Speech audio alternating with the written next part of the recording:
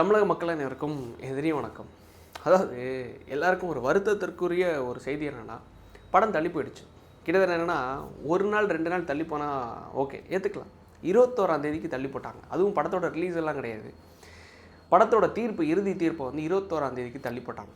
எதிர்பார்க்கவே இல்லை. அது காலைல ஒரு ஜட்ஜ்மெண்ட் வந்துச்சு. அதாவது என்னென்னா, ரொம்ப ஒரு எல்லாருக்கும் ஒரு எதிர்பார்ப்பாக இருந்த ஒரு விஷயம் என்னென்னா, வெளியூரில் படிச்சுட்டு இருப்பாங்க, வெளியூரில் வேலை பார்த்துட்டு இருப்பாங்க, வெளிநாட்டில் இருப்பாங்க, வெளிநாட்டிலேருந்து ஊருக்கு வந்திருக்கவங்க. இந்த பொங்கல் ஃபெஸ்டிவல், இந்த பண்டிகை எல்லாம் கொண்டாடி முடிச்சுட்டு என்னைக்காவது ஒரு நாள் பிள்ளை குட்டி பொண்டாட்டி எல்லாரையும் கூட்டிகிட்டு ஒரு படத்துக்கு போகலாம் அப்படின்னு சொல்லிட்டு இருக்கும்போது, இந்த ஃபேமிலி ஆடியன்ஸுக்கு எல்லாருக்கும் பிடிச்ச ஒரு நடிகர் யாருன்னா விஜய் அவர்கள். நான் இந்த கட்சி எல்லாத்தையும் தாண்டி சொல்கிறேன், இன்க்ளூடிங் டிவிகே, டிஎம்கே, ஏடிஎம்கே, எந்த எல்லா கட்சியும் ஓரம் கட்டி வச்சுக்கோங்க. இது ஒரு நடிகர் என்ற ஒரு போர்வையில் பிடிச்ச ஒரு நடிகர் யாருன்னா திரு விஜய் அவர்கள். எதிர்பார்ப்பு மிகப்பெரிய லெவலில் இருந்துச்சு. எல்லாருக்கும் சொல்கிறேன், ஈவன் டிஎம்கே காரங்களுக்கு கூட மிகப்பெரிய லெவலில் இருந்துச்சு. நான் சொல்கிறது மேலே இருக்கவங்களுக்கெல்லாம் கிடையாது, அவங்களுக்கு சூழ்ச்சிகள் தான். இதை எப்படி பண்ணலாம், என்ன பண்ணலாம் அப்படின்னு சொல்லிட்டு அந்த எண்ணங்கள் தான் ஓடிட்டுருக்கும் அப்படி தான் நினைக்கிறேன். ஆனால் இந்த மக்களோட எதிர்பார்ப்பு அப்படியே எங்கே தள்ளி போயிடுச்சுன்னா, படத்தோட ரிலீஸ் கூட டேட்டு கூட கிடையாது. ஜனவரி 21க்கு போஸ்ட் பண்ணி விட்டாங்க. இன்றைக்கி காலைல ஒரு ஜட்மெண்ட் வந்துச்சு. அது ஜட்மெண்ட் என்னன்னா, கிட்டத்தட்ட 10லேருந்து 12 மெம்பர்ஸ் வந்து இந்த சிபிஎஃப்சியில் வந்து மெம்பர்ஸாக இருக்காங்க, இன்க்ளூடிங் சேர்மனை சேர்த்து சொல்கிறேன். இந்த 10லேருந்து 12 பேரில் ஒரு நபர் வந்து இந்த படத்துக்கு வந்து எதிர்ப்பு தெரிவித்தா கூட அந்த படத்துக்கு வந்து திருப்பியும் வந்து தணிக்கை குழு வந்து ரிவைன் பண்ண தான் ஆகணும், ட்ரிம் பண்ணி தான் ஆகணும். ஸோ அவங்க என்ன பண்ணுறாங்க, இன்றைக்கி காலில் வந்து சரி ஓகே எல்லாத்தையும் இவங்க ட்ரிம் பண்ணிட்டாங்க. ஸோ ஒரு நபர் வந்து அப்ஜெக்ஷன் கொடுக்குறாரு. அப்ஜெக்ஷன் கொடுக்கும்போது ஜட்ஜ் என்ன சொல்கிறாரு, இல்லை உங்களுக்கு அதுக்கான பவர் இல்லை அப்படின்னு சொல்லிட்டு ஜட்ஜ் என்ன பண்ணுறாரு, இந்த படத்தை ரிலீஸ் பண்ணுறதுக்காக இந்த யூஸ் சான்றிதழ் நீங்கள் கொடுத்தே ஆகணும்னு சொல்லிட்டு ஒரு ஆர்டரை கொடுக்குறாரு. இவர் இந்த ஆர்டர் கொடுத்ததுக்கப்புறமா சரி ஓகே படம் வரப்போகுது அப்படின்னு சொல்லிட்டு எல்லாருக்கும் ஒரு மகிழ்ச்சி. படம் போகுதுன்னு சொல்லிட்டு ஒரு மகிழ்ச்சி வந்து 2 நிமிஷத்தில் திருப்பி அப்பீல் போயிட்டாங்க.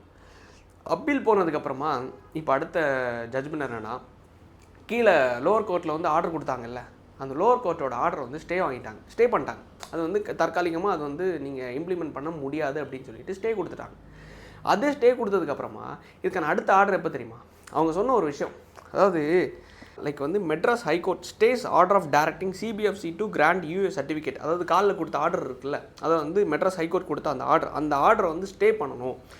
யூஎஸ் சர்டிஃபிகேட் விஜய்ஸ் ஜனநாயகம் film movie court said producers try to put pressure on court by creating a false state of urgency of release of film. அது வந்து படத்தை நாங்கள் 9ஆம் தேதி ரிலீஸ் பண்ணோம், பொங்கலுக்கு ரிலீஸ் பண்ணணும் அப்படின்னு சொல்லிட்டு ஒரு ப்ரெஷரை எங்கள் தலையில் போடுறாங்க. அதாவது வந்து நாங்கள் மெம்பர்ஸாக இருக்கிற எல்லாருமே அக்செப்ட் பண்ண மாட்டாங்க, இந்த படம் ரிலீஸ் ஆகணும். ஸோ நான் ஒருத்தன் அப்ஜெக்ஷனாக இருக்கிற பட்சத்தில் இந்த படம் எப்படி ரிலீஸ் ஆகலாம், நாங்கள் வந்து இந்த டேட்டில் வந்து ரிலீஸ் பண்ணணும் அப்படின்னு சொல்லிட்டு ஒரு அர்ஜென்சி எங்கள் தலைக்கு மேலே போடுறாங்க அப்படின்னு சொல்லிட்டு இவங்க ஒரு வாதத்தை எடுத்து வைக்கிறாங்க.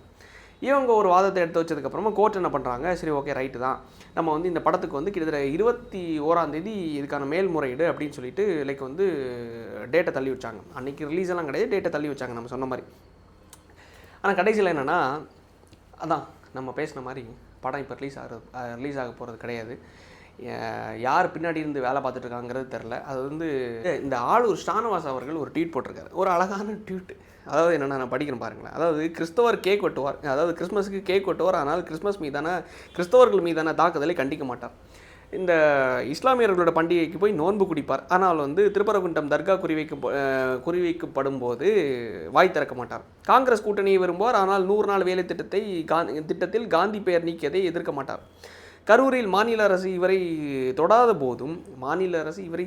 போதும் திமுக அரசே என்று பொங்குவார், ஆனால் சென்சார் போர்டு மூலம் ஜனநாயகத்துக்கு சிக்கல் வரும்போது பாஜக அரசே என்று பொங்க மாட்டார்.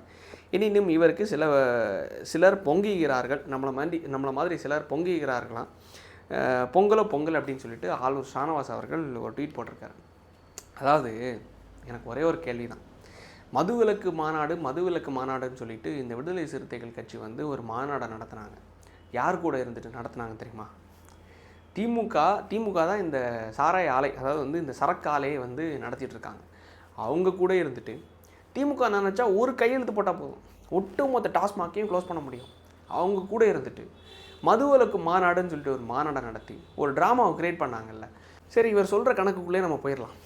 பிஜேபி வந்து எப்படியாவது இந்த படத்தை மூலமாக லாக் பண்ணி விஜய் அவர்களை எப்படியாவது இந்த டிவிக்கே வந்து பிஜேபி இந்த என்டிஏ அலையன்ஸுக்குள்ளே நம்ம உள்ளே கொண்டு வந்துடலாம் அப்படின்னு சொல்லிட்டு ஒரு பிளான் போடுறாங்கன்னு வச்சுக்கோங்களேன்.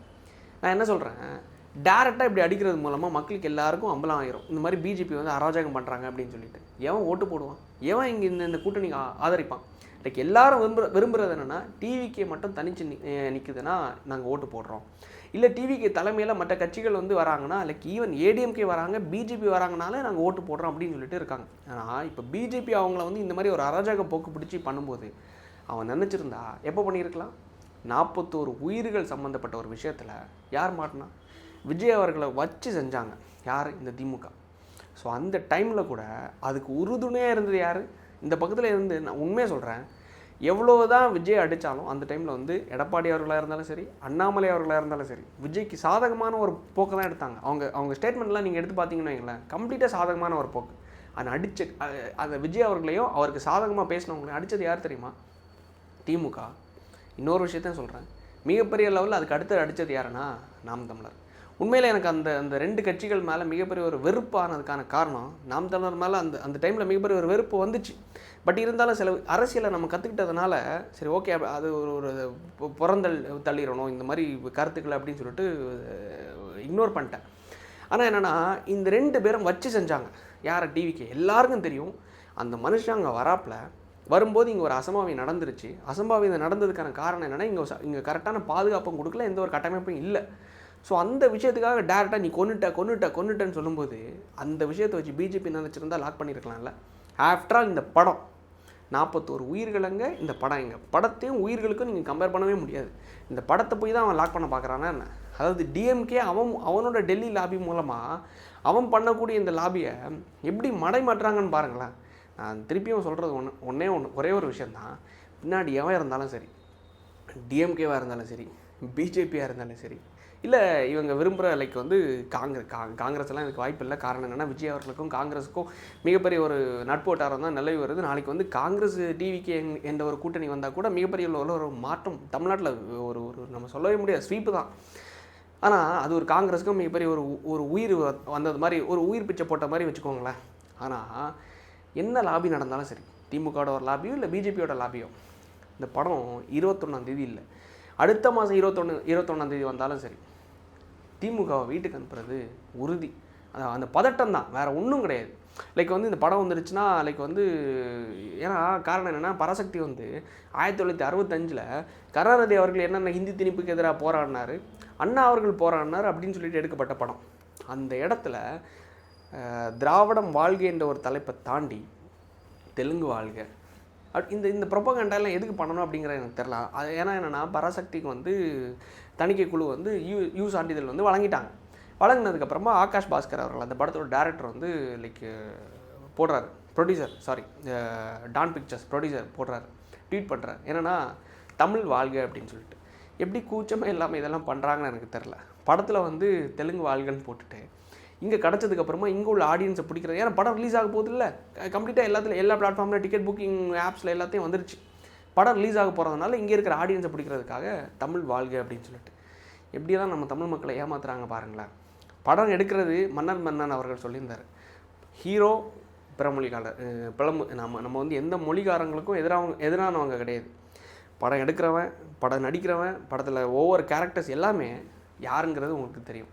அப்படி இருந்துட்டு தமிழ் வாழ்கன்னு சொல்லிட்டு படத்துக்குள்ளே நீங்கள் தெலுங்கு வாழ்கன்னு போட்டுட்டு இங்கே படத்தை ஓட்டுறதுக்காக தமிழ் வாழ்கன்னு சொல்லிட்டு ஒரு நாடகத்தை போட்டுட்டு உங்களுடைய டெல்லி லாபி வச்சு இங்கே வந்து ஒரு லாக் பண்ணிட்டு அதை பிஜேபிக்கு மேலேயும் ஏடிஎம்கே மேலேயும் ஒரு பழியை போட்டுட்டு இவங்க வந்து பிஜேபி தான் இதை லாக் பண்ணி வச்சுருக்காங்க அப்படின்னு சொல்லி ஒரு பழியை போட்டுட்டு கம்ப்ளீட்டாக தப்பிக்கலான்னு நினைக்கிறதுக்காக இந்த மாதிரிப்பட்ட எம்எல்ஏ வச்சு பொங்கல் திராவிட பொங்கலை கொண்டாட போகிறோம் அப்படின்னு சொல்லிட்டு இங்கே எல்லாம் கதறிட்டு இருக்காங்க சிலர். யாருக்காக? விஜய் அவர்களுக்காக.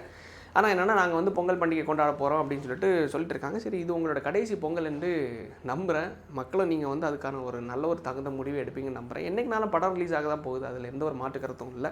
என்றைக்காக இருந்தாலும் சரி, திரு விஜய் அவர்கள் சொன்ன மாதிரி வெயிட் பண்ணி படத்தை பார்த்துட்டு நல்ல ஒரு முடிவை இந்த 2026 தேர்தலில் நம்ம கொடுக்க வேண்டியதான். நன்றி, வணக்கம்.